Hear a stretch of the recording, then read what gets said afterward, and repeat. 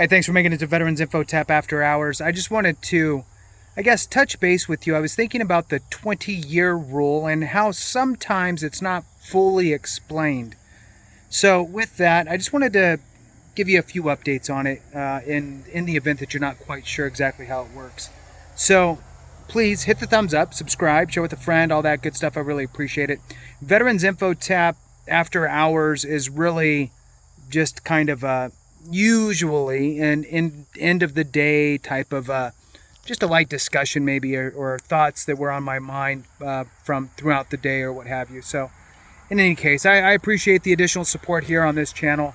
It's just, it's a little, less reading things and digesting it, and it's just kind of more off the top of the head. So in any case, the 20-year rule, it's a great rule. I love the rule, but it's important to understand how it works.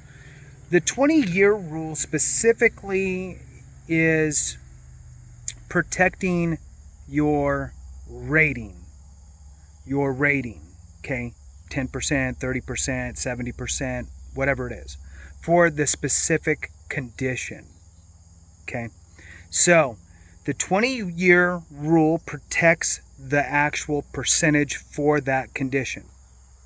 The 10-year rule, on the other hand, protects the rated condition. So there's two things that happen with the 20-year rule. By default, you've already been rated for that specific condition for more than 10 years, so you have the protection of the 10-year rule. It's just important to talk about that because the 10-year rule already took care of that, meaning that the VA cannot take away your service-connected condition. Okay, they can lower your rating with the 10-year rule. They just can't sever the actual rating itself. Now, with the 20-year rule protecting the actual rating itself, again, we're talking about your percentage for that condition. So here's an example. You're rated 30% for migraines. You've been rated 30% for migraines. Well, let's start it this way.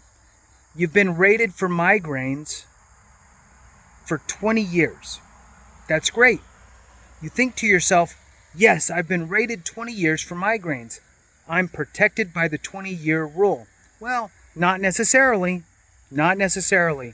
There's a twist in the 20-year rule. So the twist in the 20-year rule is, sure, you may have been rated for 20 years for migraines. That's awesome. But what the 20-year rule is talking about is your percentage. Have you been the same percentage that entire time? If so, sure. Now you have the protection of the 20-year rule.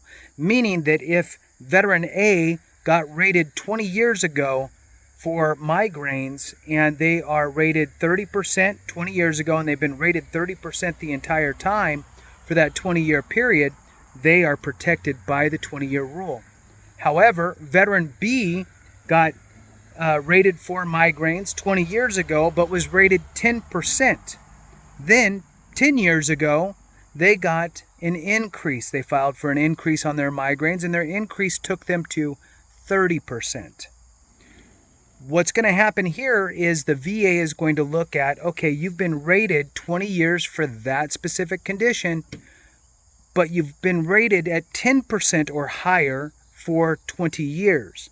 So they will protect the 10% rating, not the 30% rating, because you've only been rated for 10 years at 30%. So once you hit the 30% for 20 years, then the VA will protect that 30% rating for you with regard to the 20-year rule. Now, here's something else that's interesting about the 20-year rule.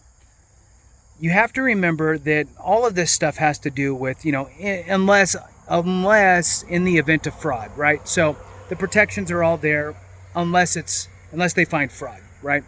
Now, let's not confuse fraud with a mistake. A mistake is different than fraud. And an example I like to use here is if the VA makes a mistake and awards you a rating on a body part you never filed for example, let's say that you went in for a left knee, you filed a claim for a left knee, but instead they rated your right knee. right?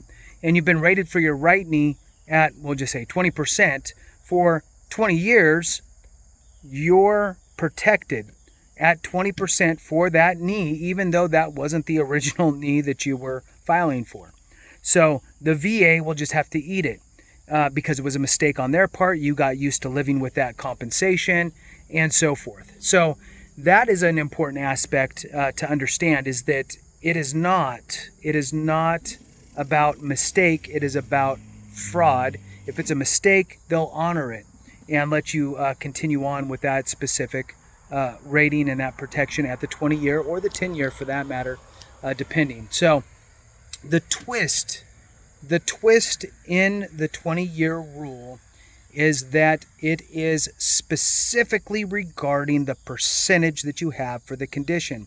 Whatever the percentage you have that you've had for 20 years, that percentage or higher.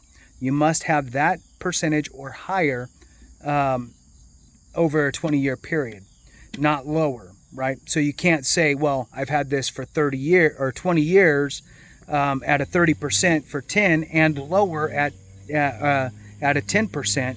So they would say, okay, well, it's been 10% or higher for 20 years, so we'll give you that.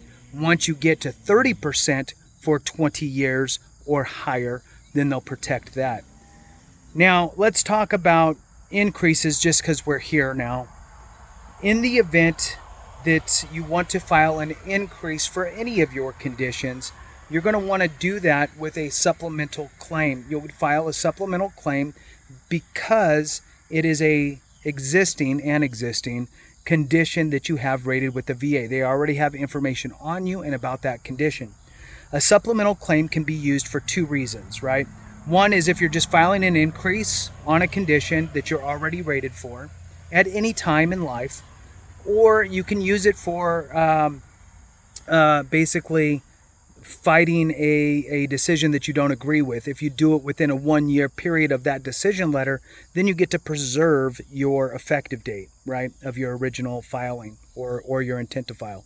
So with that, utilize your rights to file a supplemental claim for an increase if you warrant an increase on any of your conditions.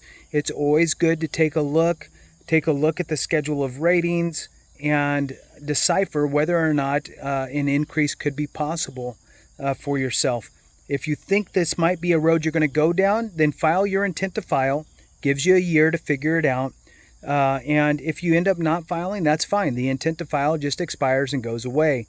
But if you do end up filing, well, good on you for filing that intent to file because you've preserved that effective date and now you'll have more back pay. So with that, thanks for watching. I appreciate you guys. Truly. Thanks so much for watching. Have a great one. And remember, if we don't take care of each other, something went wrong.